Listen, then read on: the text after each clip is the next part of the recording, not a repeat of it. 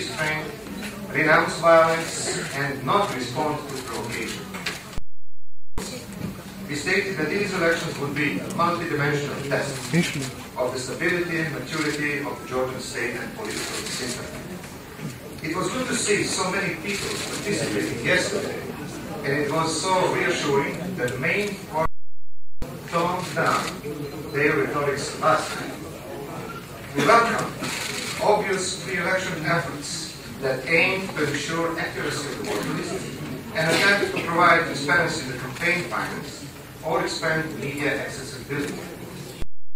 You will see in our statement, which you will receive shortly, yesterday's elections marked an important step in consolidating the conduct of democratic elections, although certain key issues need to be addressed.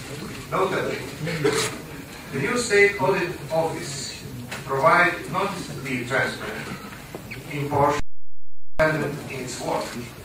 This raised serious questions about due process. The fines and penalties imposed on people who gave extremely small campaign donations indicated a reversal of the presumption of freedom of association, assembly, and expression were expected overall, although instances of harassment and intimidation of party activists and supporters were at a confined environment contributing to an atmosphere of distrust among contestants. The disparity of the population size among single-mandate constituencies also undermined the principle of equal suffrage, contrary to the OSCE commitments. The line between the state and campaign activity was often blurred. Parliament was diverse, with only Georgia public broadcasting offering a balanced coverage on campaign, and less than half of the population has access to full variety of information. The Central Election Commissions operated efficiently and transparently. Their translation of ballots into minority languages showcased a spirit of inclusiveness. Ladies and gentlemen, despite a very polarized campaign that included harsh rhetoric and shortcomings, the Georgian people have freely expressed their will at the ballot box. The process has shown a healthy respect for fundamental freedoms at the heart of democratic elections, and we expect the final count to truly reflect the choice of the voters. With this I conclude and hand over the floor to Mr. Luca Volontè, head of the Council of Europe Parliamentary delegation. Thank you very much, Mr. President. Ladies and gentlemen, thank you very much. Thank you very much for participation in this event.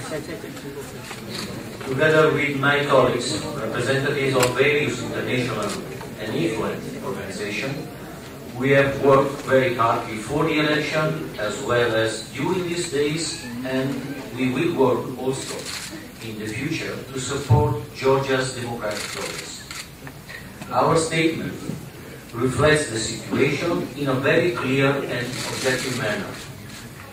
Despite shortcomings, these elections were competitive and showed a key civic participation in all aspects of the electoral process. We will learn the preliminary result today.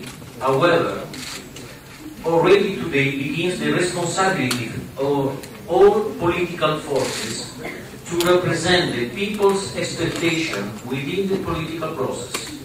I would like to make it clear, which is reflected in our findings, to both majority and opposition, whatever they will be. This is the time to take your responsibility to work jointly for further democratic reforms, which are so necessary for the country. The biggest responsibility is for the majority, which has to be very collaborative and open for the initiative of the opposition. The majority should allow for the effective involvement of the opposition in the governments of this country. For its side, the opposition must be constructive and responsible, and should cooperate for the overall of the country. We should overcome the polarization, the war-like rhetoric and stigmatization of the other as the enemy. The only enemy of Georgian people and its institutions is lack of democratic reforms. From now on, there should be not winners and losers, only partners for democratic reforms. Is the place in which people's representatives vote for the common goal. This is my hope and our desire for the Georgian people and democracy. The Parliamentary Assembly of the Council of Europe will continue its close cooperation through its monitoring rapporteurs and Venice Commission with the Georgian Parliament and institution for the further democratic consolidation of the country. Thank you very much. Assen Agov. Thank you, Neil. Ladies and gentlemen, let me first clarify that our delegation represents the NATO Parliamentary Assembly and not NATO. The NATO Parliamentary Assembly consists of members of all 28 national parliaments of the Allied countries. It is independent of NATO. As parliamentarians, we all have first-hand experience of democratic elections.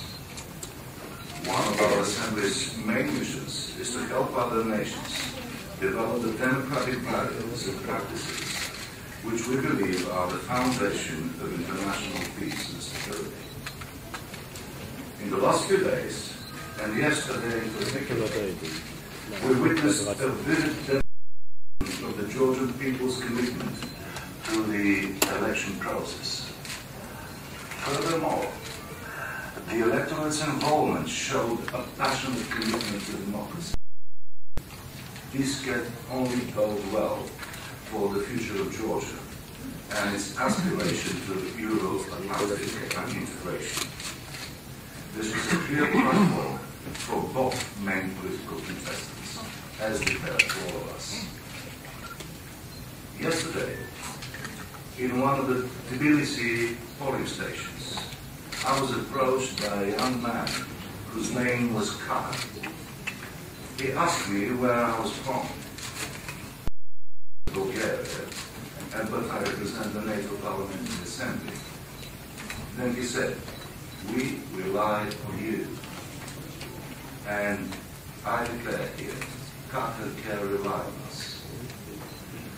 The elections show that this is what the people want and what they expect their leaders to deliver, regardless of their party. They do not vote for a deadlock. It is up to the new parliament to work across parties and move ahead on programs to which both main parties subscribe. The NATO Parliamentary Assembly will look forward to working with the delegation from Georgia's new parliament.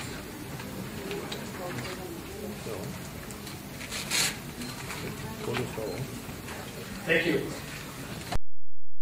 From the European Parliament. Ladies and gentlemen, it's my pleasure as well to address you as the chair of the European Parliament delegation, part of the International Election Observation Mission. I thank my colleagues from the Parliamentary of the OSCE, of the Council of Europe, and of NATO, and of course of the ODIHR for excellent cooperation during the mission. The European Parliament subscribes fully to the statement, preliminary findings and conclusions just delivered by my colleague Mr. Picula, chairman of our International Election Observation Mission. Over the past few days, we have heard about and witnessed the significant progress in the electoral process in Georgia and identified some shortcomings as presented by Tonino Picula.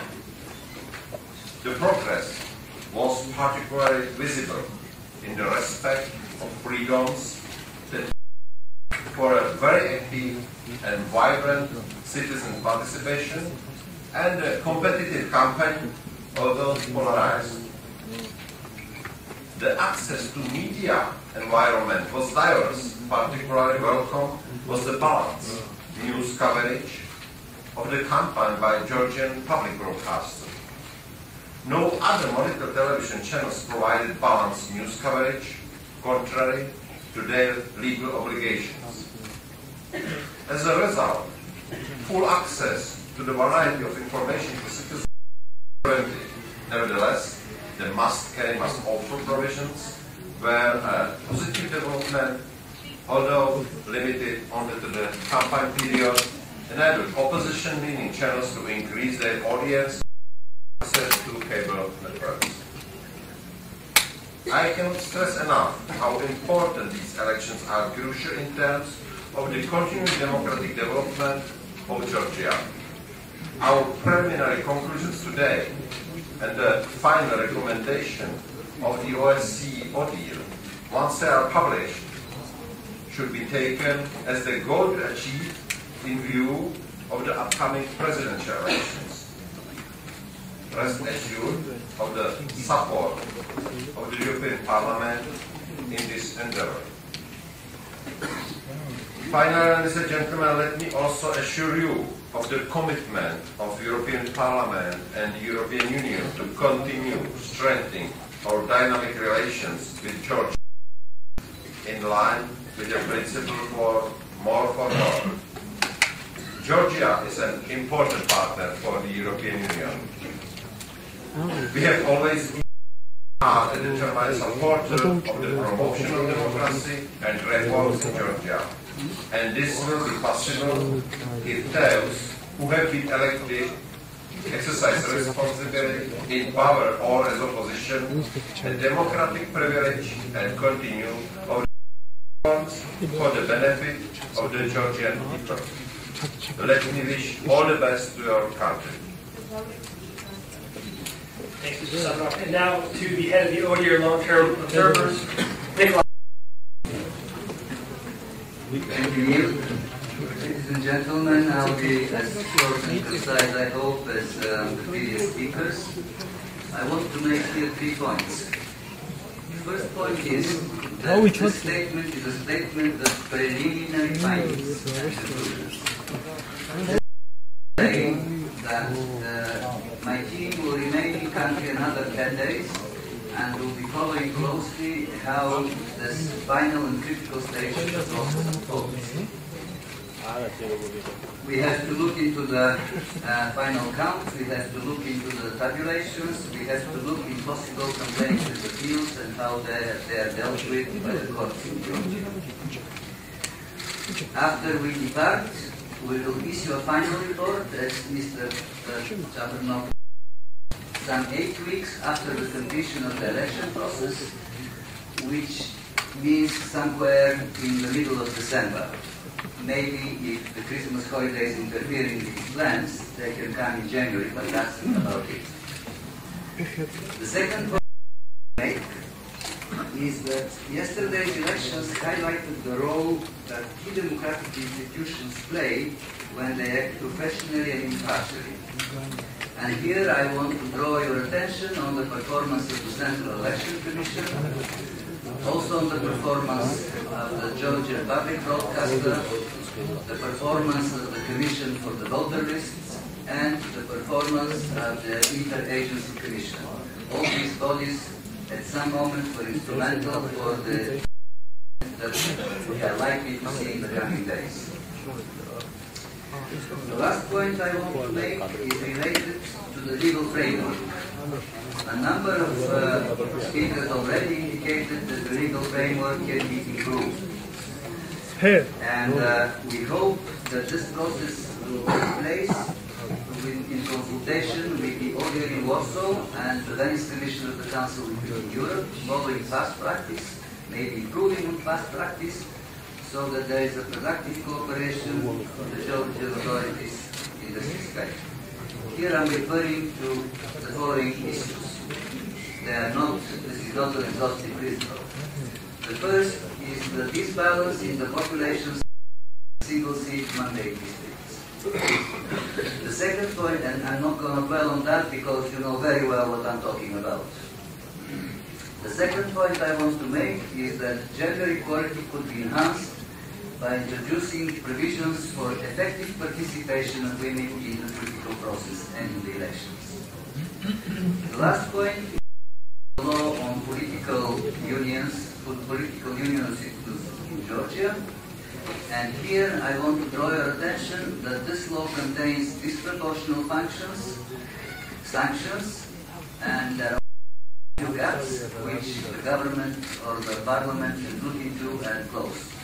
Thank you very much.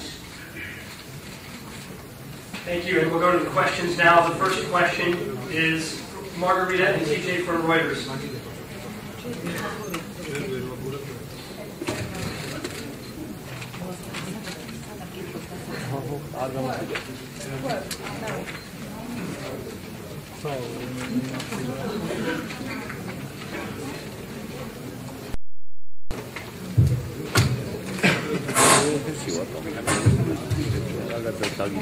Please hand the other microphone forward.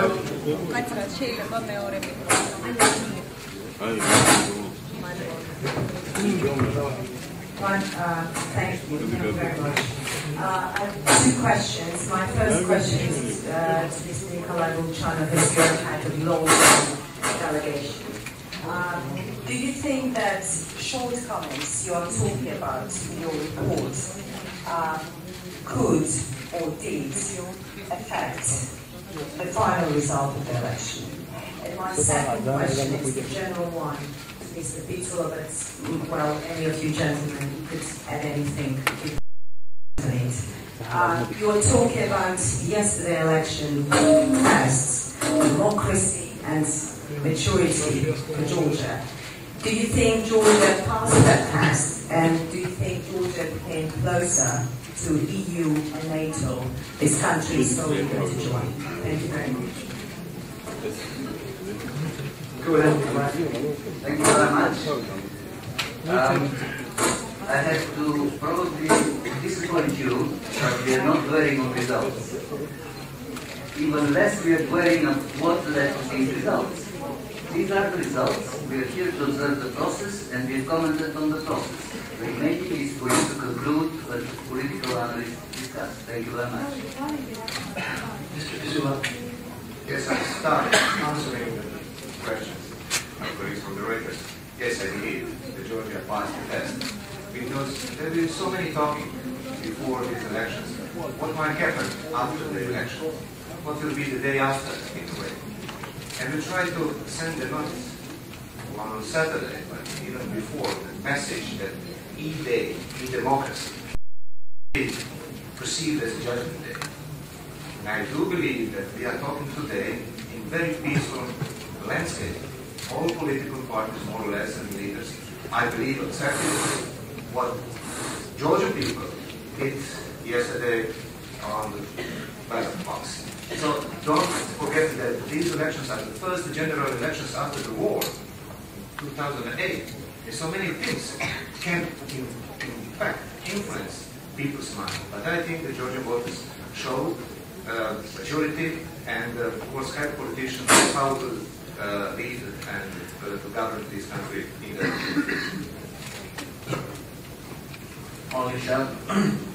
I think the same as we said the test. In the same time, in my opinion, they need to continue in the same direction. And the first next appointment will be the role for majoritarian and opposition party in the parliament. If they work in a cooperative manner to improve the same provision, the same democratic development, they pass not only the first test, but also in the right way to maintain and confirm this good test yesterday. Next question from Nadia Goksadze from Rustavi 2.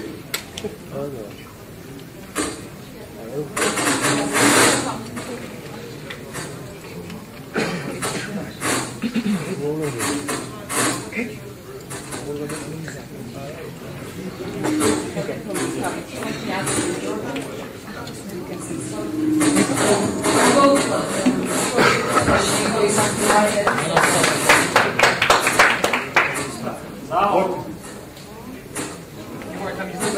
use this microphone if you'd like. Possible to do something with sound? Yes, we're going to use this microphone. Please come forward. Move the chair. Move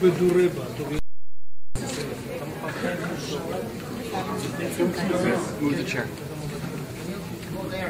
Could you come closer to the microphone?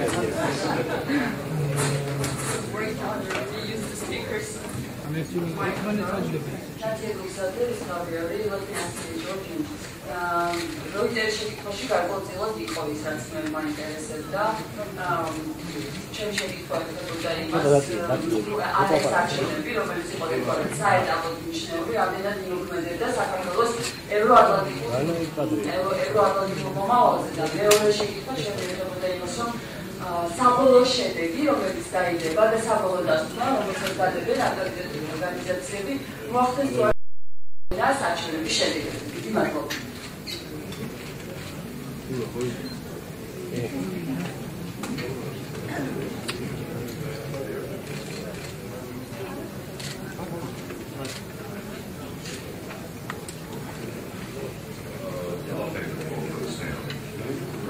Definitely, yes.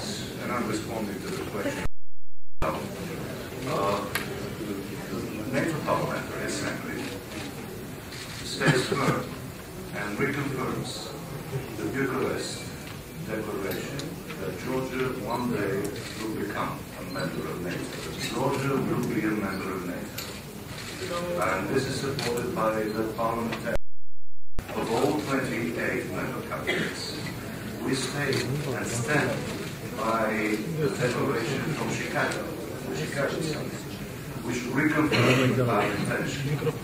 I think today we are witnessing a major step forward of Georgia's democracy towards covering all the commitments that Georgia has to take as a possible future ally.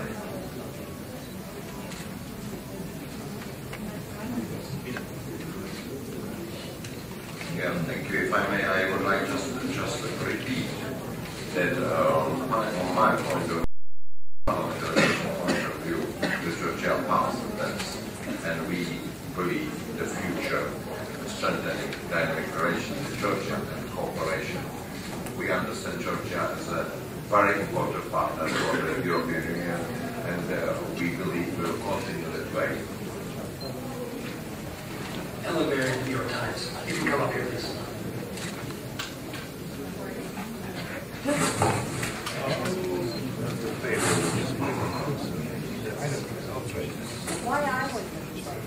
This is a question really for anyone who wants to answer it. There's a technical process of counting the votes and going through the technicalities. There's also a political process going on. There's a very intensive international presence here, as everyone realizes. There's consultations going on with both sides of this equation. And the question is intensive international involvement here, does that strengthen the democratic process or is it problematic?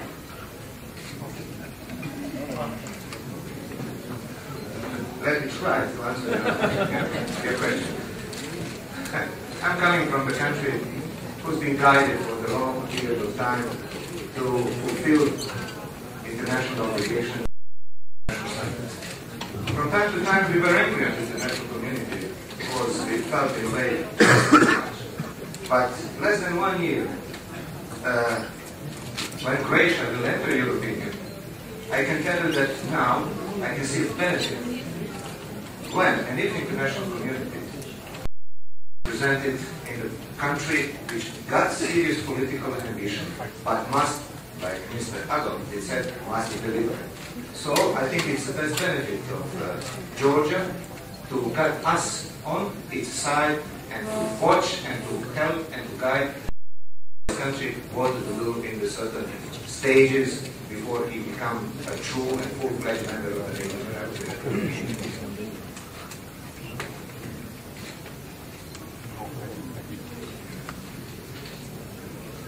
Any other questions? Yes.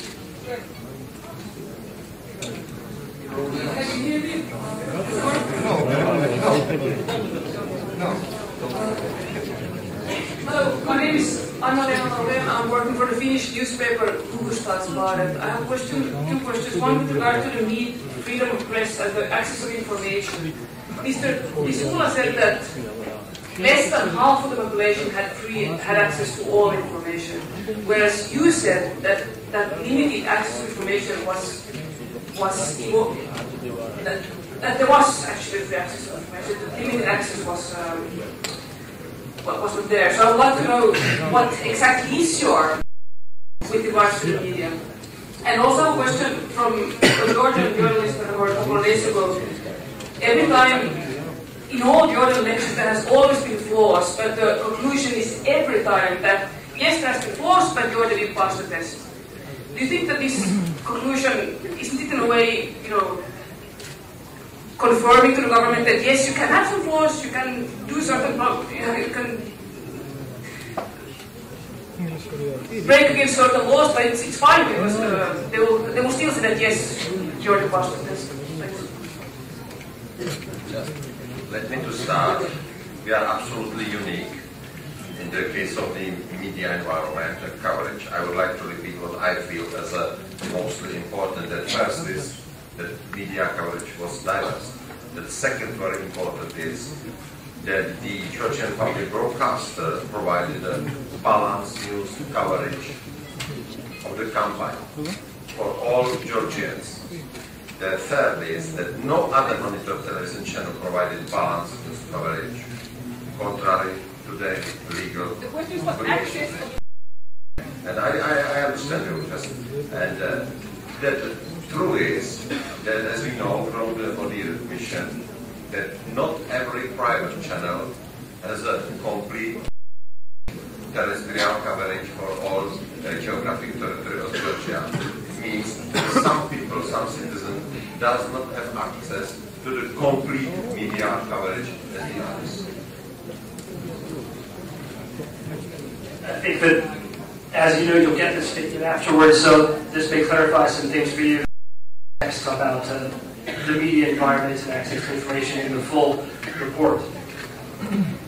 We have two more questions. Oh, sorry, please, forgive me. One word on the second question. What is changed with this result? In any case, what is changed?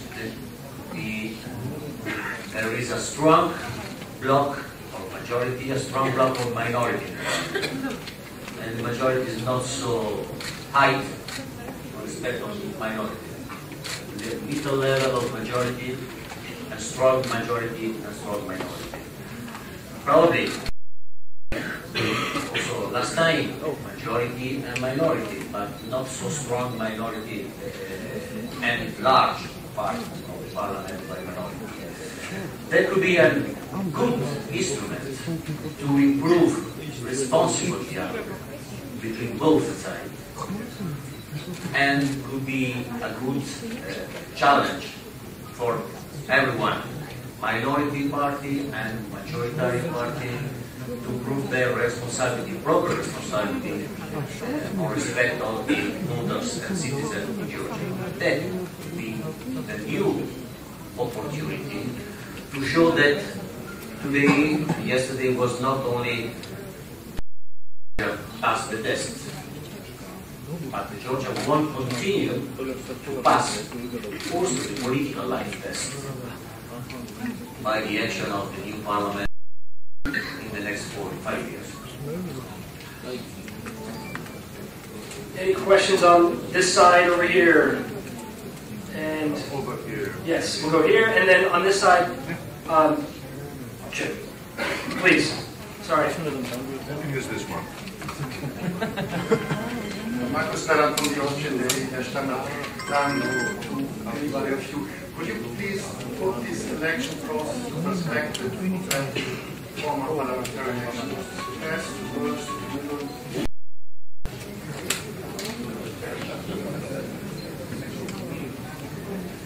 Thank you very much. You're probably talking of retrospective. The ODIHR practice is that we do not compare elections both across state borders and even in the same country, because each election is an event of its own merit. If we try to compare this election to the 2008 election, we'll see that now we have different actors, we have different legislation, so the comparison is always a shaky business.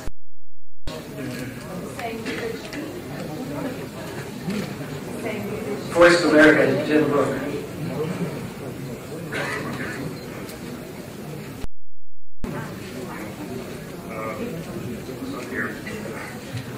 Jim Brooke of Voice of America. You've talked a lot about how the playing field was not terribly level leading up to the election in terms of media access. But what's most important in the election is the actual voting process. You had hundreds of people across the nation checking on this. The polls closed almost 20 hours ago. So my first question is, what are you hearing back from your teams about the level of fraud, the level of honesty? And second, obviously the most important part is the counting, and they've been counting all night, and I'm interested in anything you've heard about the counting process. So the voting, balloting process of yesterday, and the counting process tonight, last night, today. I'll start answering just a couple of the sentences. Yes, we got a debriefing this morning, and a couple of hundred of our observers moved around, reported what's had happened during the election day. I must say that many of them reported problems during the opening of the polling stations in the morning. My polling station here in Tbilisi, and I've been surprised with under such a pressure chairperson was put from the domestic observers. And one member of international community, non-government organization, told me that he is very well informed that even 36 persons coming on each polling stations before any voters come and knock on the door. So it's a large number of people involved in the process, not only commission, but